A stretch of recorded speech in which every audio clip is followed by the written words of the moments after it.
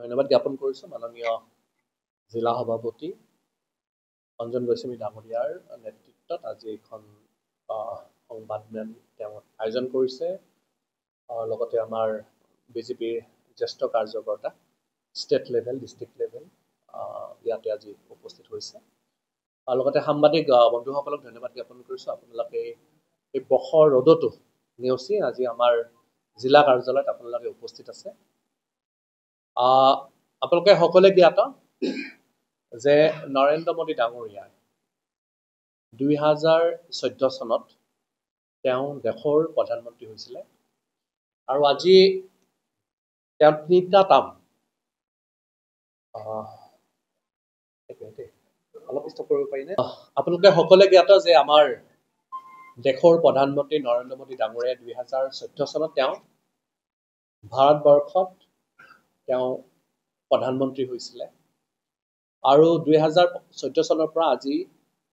তেওঁ তিনিটা টাৰ্মৰ তেওঁ প্ৰধানমন্ত্ৰী হিচাপে তেওঁৰ কাৰ্যভাৰ সম্পূৰ্ণ কৰিব গৈ আছে আজি 2029 তেওঁ তিনিটা টাৰ্ম সম্পূৰ্ণ হ'ব কিন্তু বৰ্তমান তেখেতৰ 11 বছৰীয়া তেওঁৰ কাৰ্যকাল সম্পূৰ্ণ হৈছে আৰু এই 11 বছৰীয়া কাৰ্যকালত ভাৰতবৰ্ষত তেওঁ এটা ভাৰতবৰ্ষৰ যিটো বিশ্বত যিটো পজিশ্যন এই পজিশ্যন এটা বিশেষ স্তৰলৈ তেওঁ নৰেন্দ্ৰ মোদী ডাঙৰীয়াৰ নেতৃত্বৰ চৰকাৰখনে লৈ যাব পাৰিছে 60 বছৰ আৰু 11 বছৰ কংগ্ৰেছৰ 60 বছৰীয়া শাসনকাল আৰু আমাৰ নৰেন্দ্ৰ মোদী ডাঙৰীয়াৰ 11 বছৰীয়া শাসন কালৰ যদি কম্পেয়াৰ কৰে আপোনালোকে 60 বছৰত 11 বছৰত নৰেন্দ্ৰ মোদী ডাঙৰীয়াই যিদৰে কাম কৰিলে এই 11 বছৰ কাল আৰু কংগ্ৰেছৰ 60 বছৰৰ কাৰ্যকালত এই 11 বছৰৰ 5% কাম কংগ্ৰেছৰ চৰকাৰখনে 60 বছৰ কৰিছিলে নৰেন্দ্ৰ মোদী ডাঙৰীয়াই 11 বছৰ যিমানখিনি কাম কৰিলে ইয়াৰে 5% কামহে কংগ্ৰেছৰ 60 বছৰীয়া কাৰ্যকালত হৈছিলে 2014 চনৰ আগলৈ IIM আছিলে মাত্ৰ 7খন এতিয়া আমাৰ ভাৰতবৰ্ষত 21খনৰো অধিক IIM ইনক্লুডিং আমাৰ নিজৰ পলাশবাৰী সমষ্টি এইখিনি ধৰিলেতো 25খনৰ ওপৰ IIT ভাৰতবৰ্ষত হ'ব গৈ আছে তেওঁৰ কম ডিউৰেশ্যনৰ ভিতৰত IIM Indian institute of management ইয়াৰ পৰা এইমছ আগতে মাত্ৰ আছিলে 6খনৰ পৰা 7খন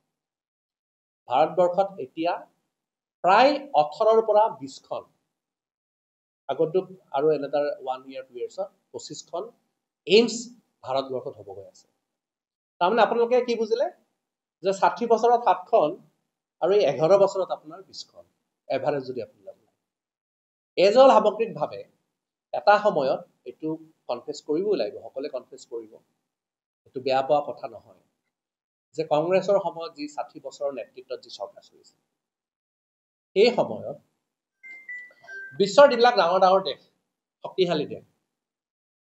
আমেৰিকাত যাবৰ কাৰণে আমাৰ প্ৰাইম মিনিষ্টাৰে এপইণ্টমেণ্ট বিচাৰিছিল যে আমি আমেৰিকাত যাব বিচাৰিছোঁ আপোনালোকৰ এপইণ্টমেণ্ট ইংলেণ্ডত যাবৰ কাৰণে আমাৰ প্ৰাইম মিনিষ্টাৰে এপইণ্টমেণ্ট লৈছিল জাপান ইভেন যাবৰ কাৰণে আমাৰ প্ৰাইম মিনিষ্টাৰে পাৰ্মিশ্যন লৈছিল অষ্ট্ৰেলিয়া যাবৰ কাৰণে পাৰ্মিশ্যন বিচাৰে ঠিক তেনেদৰে বিশ্বৰ যিবিলাক ৰাছিয়া যাবৰ কাৰণে পাৰ্মিশ্যন ল'ব কিন্তু নৰেন্দ্ৰ মোদী ডাঙৰীয়া এজন এনেকুৱা প্ৰধানমন্ত্ৰী যিজন প্ৰধানমন্ত্ৰী হোৱাৰ পিছতে বিশ্বৰ প্ৰত্যেকখন দেশৰ শক্তিশালী দেশ এই দেশবিলাকে নৰেন্দ্ৰ মোদী তেওঁলোকৰ দেশত যোৱাটো তেওঁলোকে বিচাৰে তেওঁক নিমন্ত্ৰণ দিয়া হয় মোদী ডাঙৰীয়াৰ বিজি শিডিউলত তেওঁৰ ইমান সময় নাথাকে তৎসত্ত্বেও তেওঁলোকে নিমন্ত্ৰণ দিয়া যে মোদী ডাঙৰীয়া আমাৰ দেশত আহক আমাৰ লগত তেওঁ সম্পৰ্ক বনক আমাৰ লগত তেওঁ বাণিজ্য কৰক অৰ্থনীতিৰ আদান প্ৰদান কৰক এই বিষয়বিলাক চেঞ্জেছ কেতিয়া হ'ল নৰেন্দ্ৰ মোদী অহাৰ পিছত নৰেন্দ্ৰ মোদীৰ সবল নেতৃত্বত যিটো সবল নেতৃত্বৰ জৰিয়তে নৰেন্দ্ৰ মোদী যিদৰে ভাৰতবৰ্ষক আগুৱাই লৈ গ'ল তাত অকল ভাৰতীয় প্ৰত্যেকজন ভাৰতীয় গৌৰৱান্বিত নহয় বিশ্বৰ সকলো দেশৰ ৰাইজে এতিয়া উপলব্ধি কৰে যে সঁচাকৈয়ে ভাৰতবৰ্ষখন নৰেন্দ্ৰ মোদী ডাঙৰীয়াৰ নেতৃত্বত যথেষ্ট আগবাঢ়ি গৈছে আজি নৰেন্দ্ৰ মোদী ডাঙৰীয়াই সকলো শ্ৰেণীৰ কথা সকলো স্তৰৰ লোকৰ কথা ভাবিছে কিয়নো আপুনি জানে আগতে আমি কেতিয়াও দেখা নাছিলোঁ দুখীয়া ৰাইজৰ দুখীয়া কৃষকৰ কথা ভাবা দুখীয়া ৰাইজৰ কাৰণে দুখীয়া কৃষকৰ কাৰণে যিটো সন্মান দি আজি কৃষকসকলক সন্মান দি যাতে কৃষিটো ওপৰলৈ লৈ যাব পাৰি ভাৰতবৰ্ষত সেইকাৰণে কৃষকসকল সন্মান দিয়াৰ কাৰণে নৰেন্দ্ৰ মোদী ডাঙৰীয়াই কৃষক সন্মান নিধি আঁচনি তেওঁ ৰূপায়ণ কৰে লাখ কোটি টকা কৃষকৰ সন্মান নিধিতে দিয়ে যাতে আমাৰ কৃষকসকলে উপকৃত হয় আৰু কৃষি কৰাৰ তেওঁলোকে উৎসাহিত হয় আৰু সেইটো কাৰণে যথেষ্ট সামগ্ৰিকভাৱে আপোনালোকে যদি কম্পেয়াৰ আমাৰ কৃষি আজি আগৰ চৰকাৰ আৰু বৰ্তমান আমাৰ মোদী ডাঙৰীয়া চৰকাৰক দেখায় যে কৃষিত আপোনালোকে পাৰ্চেণ্টেজ ৱাইজ যদি চাই আপোনালোকে ডাটা চাই যে যথেষ্ট কৃষি বাঢ়িছে আমাৰ বিভিন্ন ধৰণৰ আঁচনি কৃষকসকলৰ ৰাইজৰ কাৰণে নৰেন্দ্ৰ মোদী ডাঙৰীয়াই ৰূপায়িত কৰিছে তাৰ উপৰি এটা সময়ত যেতিয়া নৰেন্দ্ৰ মোদী ডাঙৰীয়াই 2014 চনত যেতিয়া চৰকাৰ গঠন কৰিছিলে তেওঁ এটা প্ৰথম পদক্ষেপ লৈছিলে যে জিৰ' বেলেঞ্চ জননিধি যিটো একাউণ্ট জন ধন যিটো একাউণ্ট সেই একাউণ্ট খোলাৰ ব্যৱস্থা কৰিছিলে এই জন ধন একাউণ্টটো বহুতে ভাবিছিলে কিয় খুলি আছে বিৰোধী পক্ষে হাঁহিছিলে কি কৰিব একাউণ্ট খুলি দিয়ে কিন্তু নৰেন্দ্ৰ মোদী ডাঙৰীয়াই দেখা গ'ল যে তেওঁ কংগ্ৰেছৰ সময়ত যিদৰে কংগ্ৰেছৰ সময়ত যেতিয়া বেনিফিচিয়াৰী তাত চৰকাৰে 1 লাখ টকা দিয়ে মাজত 70,000 নাইকিয়া হৈ যায় 30,000 বেনিফিচিয়াৰী পায় কেতিয়াবাতো গৈ 10,000 পায় 90,000 নাইকিয়া হৈ যায় কৃষক সন্মান নিধিয়ে হওক যত যি আঁচনি ভাৰতবৰ্ষত বলবৎ হৈছে ডিৰেক্টলি বেনিফিচিয়াৰী পায় তেওঁৰ বেলেগৰ ওপৰত নিৰ্ভৰশীল কৰিব লাগে তেওঁলোকৰ বেংকৰ একাউণ্টত যায় সেইকাৰণে এই জনধন একাউণ্টটো নৰেন্দ্ৰ মোদী ডাঙৰীয়াই খুলিছিল আজি নৰেন্দ্ৰ মোদী ডাঙৰীয়াই আজি বহুতো দুখীয়া আমাৰ ব্যক্তি আছিলে যোনে নেকি আজি তেওঁলোকে গেছ এটা ল'বৰ তেওঁলোকৰ সামৰ্থ্য নাই এইসকল ব্যক্তিক BPL ব্যক্তিক সাহায্য প্ৰদান কৰাৰ কাৰণে উজ্জ্বলা আঁচনিৰ জৰিয়তে গেছৰ কানেকশ্যন ফ্ৰী গেছৰ কানেকশ্যন দিয়াৰ ব্যৱস্থা কৰিছে ফ্ৰী ইলেক্ট্ৰিচিটি কানেকশ্যন দিয়াৰ ব্যৱস্থা কৰিছে গোটেই ভাৰতবৰ্ষৰ এটা সময়ত যেতিয়া নৰেন্দ্ৰ মোদী ডাঙৰীয়াৰ চৰকাৰ আহে ভাৰতবৰ্ষত মাত্ৰ 72% হে ইলেক্ট্ৰিচিটি প্ৰদান কৰাইছিলে বহুতো গাঁও এনেকুৱা আছিলে লাখ লাখ গাঁও এনেকুৱা আছিল য'ত নেকি ইলেক্ট্ৰিচিটিৰ এটা পোষ্ট যোৱা নাছিল কিন্তু বৰ্তমান এতিয়া আপোনালোকে ক'ব পাৰে যে ভাৰতবৰ্ষৰ প্ৰায় 100% গাঁও প্ৰত্যেকখন ষ্টেটৰ প্ৰায় 100% গাঁও এতিয়া ইলেক্ট্ৰিফাইড হৈছে এখনো সিংগল গাঁও নাই য'ত নেকি ইলেক্ট্ৰিচিটি যোৱা নাই এইটো নৰেন্দ্ৰ মোদী ডাঙৰীয়াৰ নেতৃত্বৰ এটা পদক্ষেপ ইয়াৰ উপৰি আপোনালোকে যদি ডিফেন্স সেকশ্যনত চাই ডিফেন্স সেকশ্যন আপুনি এটা সময়ত ভাৰতবৰ্ষৰ নৰেন্দ্ৰ মোদী ডাঙৰীয়াৰ নেতৃত্বত যি চৰকাৰ আছে ভাৰতবৰ্ষৰ যিটো ৰেংক সেই ৰেংক এতিয়া বহুতো ওপৰলৈ আহিলে আৰু বিশ্বৰ প্ৰথম 5খন দেশৰ ভিতৰতে যদি আমি সামগ্ৰিকভাৱে সৈনিক যি আমাৰ মিলিটাৰী যি ইকুইপমেণ্ট সেই যদি চাওঁ সামগ্ৰিকভাৱে বিশ্বৰ 5খন দেশৰ ভিতৰত আমি ভাৰতবৰ্ষৰ নাম আৰু সেইটো কাৰণে এটা সময়ত যি চাইনাই আগৰ চৰকাৰৰ সময়ত যি চাইনাই অধিগ্ৰহণ কৰিছিল মাটি এতিয়া সেই চাইনাই আমাক ৰঙা চকু দেখাব যে অপাৰেশ্যন হিন্দু যি চলি আছে বৰ্তমানো যি চলি আছে এই অপাৰেশ্যনৰ হিন্দু 3 দিন অপাৰেশ্যন হিন্দুৰত 3 দিন মাত্ৰ 3 দিনত পাকিস্তানৰ যিটো অৱস্থা হ'ল তেওঁলোকে আমেৰিকাক ক'ব লগা হ'ল যে ভাৰতবৰ্ষৰ লগত আপুনি কথা পাতক আমাক যুদ্ধখন বন্ধ কৰাই দিয়ক সেই পৰিস্থিতি মাত্ৰ 3 দিন এমাহ নহয় এবছৰ নহয় বছৰ বছৰ চলি থাকে যুদ্ধ 3 দিনতে পাকিস্তানক আজি ভাৰতবৰ্ষই 3 দিনত তেওঁলোকক এনেকুৱা অৱস্থা কৰি দিলে যে তেওঁলোকে আমেৰিকাৰ সহায়ত আমেৰিকাক তেওঁলোকে কাকতি বিনতি কৰিব লগা পৰিল ভাৰতবৰ্ষক কাকতি বিনতি কৰিব লাগিল যে আমাক সিজফায়াৰ লাগে কথা কৈছো গম পাইছে মনমোহন সিং ডাঙৰীয়া অসমৰ ৰাজ্যসভাৰ পৰা তেওঁ প্ৰধানমন্ত্ৰী হৈছিল তেওঁ কিন্তু আজি অসমত তেওঁ ভিজিট কৰাৰ সময় নাপালে মাত্ৰ দুই এবাৰমান আমাৰ অসমত আহিছে আজি নৰেন্দ্ৰ মোদী ডাঙৰীয়াই 11 বছৰৰ ভিতৰতে তেওঁ কাজিৰঙাত তেওঁ নাইট ষ্টে কৰিছে একমাত্ৰ প্ৰধানমন্ত্ৰী যোনে নেকি কাজিৰঙাত নাইট ষ্টে কৰিছে আজিলৈ কোনো প্ৰধানমন্ত্ৰী নাইট ষ্টে কৰা স্বয়ং মনমোহন সিং যি আমাৰ অসমৰ পৰা তেওঁ প্ৰধানমন্ত্ৰী আছিল তেওঁ আজি নাইট ষ্টে নকৰিলে এইটো আমাৰ কাৰণে অসমবাসীৰ কাৰণে নৰেন্দ্ৰ মোদী ডাঙৰীয়াৰ নেতৃত্বত ধলাই শদিয়া বীজ আমাৰ সম্পূৰ্ণ হৈছে নৰেন্দ্ৰ মোদী ডাঙৰীয়াৰ নেতৃত্বত আমাৰ বগীবিল বীজ সম্পূৰ্ণ হৈছে নৰেন্দ্ৰ মোদী ডাঙৰীয়াৰ নেতৃত্বত অসমৰ জনপ্ৰিয় মুখ্যমন্ত্ৰী ডক্টৰ হিমন্ত বিশ্ব শৰ্মা ডাঙৰীয়াত আজি আমি য'ত আছো আমাৰ নিজৰ ঠাই দক্ষিণ কামৰূপত যি আমি এটা সময়ত আন্দোলন কৰিছিলোঁ যে আমাক উত্তৰ পাৰ সংযোগী ব্ৰিজ লাগে ব্ৰহ্মপুত্ৰৰ ওপৰত, সেই ব্ৰিজ আজি সম্পূৰ্ণ হ'ব গৈ আছে ৩,১৯৩ কোটি টকা। তাৰ নিৰ্মাণ কাম পিলাৰৰ কাম প্ৰায় 80% সম্পূৰ্ণ হৈছে।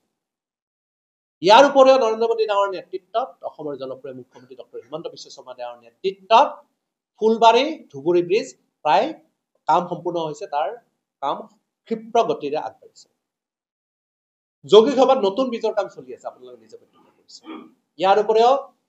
এই বছৰৰ ভিতৰতে আপোনালোকে দেখিব যে ফেঞ্চি বজাৰৰ পৰা উত্তৰ পাৰ যি ব্ৰিজ, সেই ব্ৰিজ এই বছৰৰ ভিতৰতে সম্পূৰ্ণ হ'ব আছে। যোৰহাটৰ পৰা মাজুলী ব্ৰিজৰ কাম আকৌ আৰম্ভ হৈছে। ব্ৰিজৰ কাম চলি আছিলে, আকৌ এতিয়া তাৰ কাম আকৌ আৰম্ভ হৈছে, আকৌ তাৰ ক্ষিপ্ৰতাৰে তাৰ কাম আৰম্ভ হৈছে। ইয়াৰ উপৰিও নৰেন্দ্ৰ মোদী ডাঙৰীৰ নেতৃত্বত অসমৰ জনপ্ৰিয় মুখ্যমন্ত্ৰী মহোদয়ৰ পৃষ্ঠপোষকতাত অসমত যাতে ভৱিষ্যতে আকৌ আমাৰ ডিফেন্সটো যাতে আৰু শক্তিশালী হয়, যোৰহাটৰ ফালৰ পৰা ব্ৰহ্মপুত্ৰৰ পানীৰ তলেৰে উত্তৰ পাৰ সংযোগী এটা সুৰংগ বনিব গৈ আছে,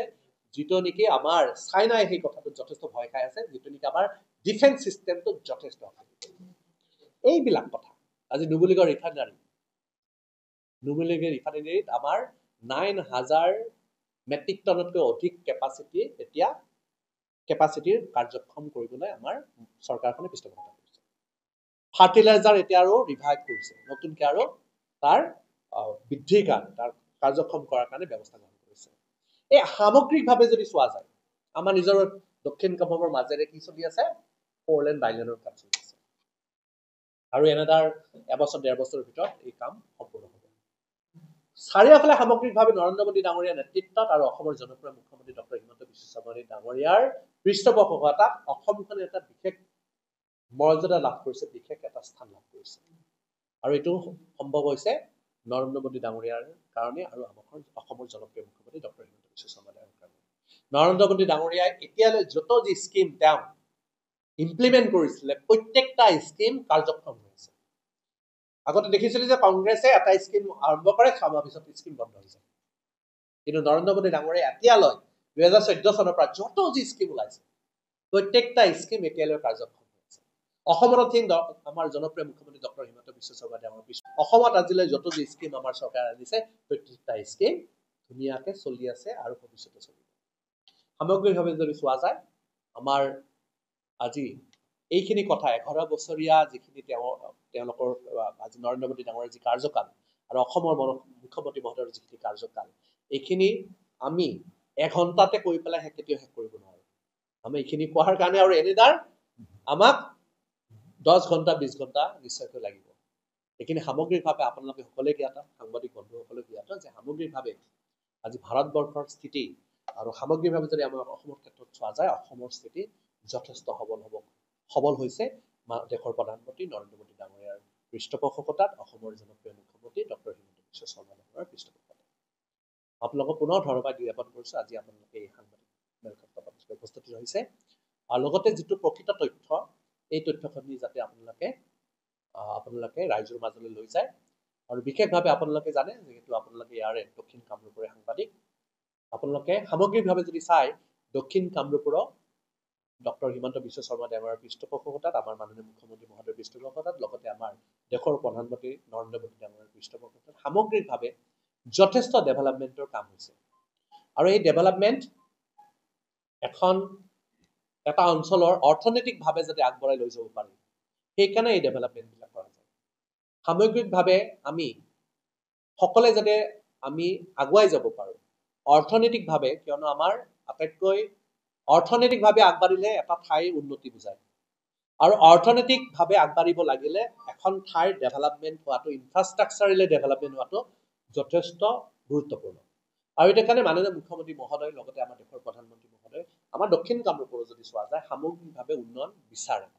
আৰু এইটো কাৰণে মাননীয় মুখ্যমন্ত্ৰী মহোদয়ৰ পৃষ্ঠপোষকতাত দক্ষিণ কামৰূপৰ চুকে কোণে যথেষ্ট উন্নয়নৰ কাম চলি আছে। আৰু এইটো কাৰণে ৰাইজৰো নিশ্চয়কৈ সহযোগিতা আছে, কিয়নো প্ৰত্যেকটা ক্ষেত্ৰত ৰাইজে আমাক যথেষ্ট সহায় কৰিছে, কিয়নো দক্ষিণ কামৰূপৰ ৰাইজেও ডেভেলপমেণ্ট বিচাৰে, আৰু ডেভেলপমেণ্ট হলেহে দক্ষিণ কামৰূপ অঞ্চল অৰ্থনৈতিকভাৱে আগন্তুক দিনবিলাকত আগবাঢ়ি যাব। আৰু সেইটো কাৰণে মই সকলোৰে এই ক্ষেত্ৰত সহায় সহযোগিতা বিচাৰিছো, মাননীয় মুখ্যমন্ত্ৰী মহোদয়ক সহায় কৰিবলৈ আহ্বান জনাইছো। ধন্যবাদ।